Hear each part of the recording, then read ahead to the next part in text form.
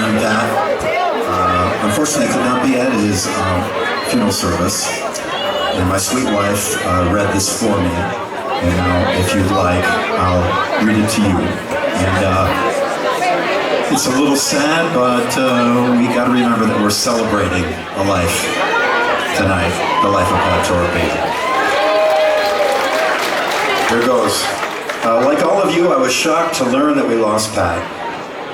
On our last tour, I was watching over him closely and very concerned that the motivation and positive challenge of getting up on stage every night was beginning to be less of a helpful thing for him. We had some wonderful times, of course, but I could see a change taking place.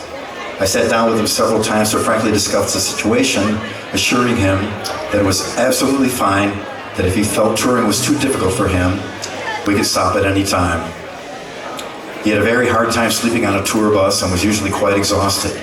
I know he felt an obligation to all of us to continue, and seeing him rise to that challenge inspired not only us, but of course many thousands of people all over the world. But it was taking its toll. And it took a toll on all of us in the band to see someone so tough, so determined, so dedicated, so giving and kind, with his relentless pursuit of excellence and his unwavering persistence towards his musical and personal goals. To see him reduced by this disease crushed all of us and left us in a state of helplessness. Pat and I started working together over 30 years ago. He's been my closest musical relation ever since. His friendship was one of the most valuable things in my life. He was closer to me than my own brother. We've had a very parallel and similar lives in our youth, and that helped both of us to be of the same mind on many things, both professionally and, more important, personally. I am utterly devastated to lose him. I remember how elated Pat was when he met his wonderful wife, Karen, and how he confided to me that this is the one. He was right, she sure is, and how his face lit up brighter than at any other time when he knew he was going to be a dad. I know of no more dedicated husband or loving father, or solid citizen, or better friend.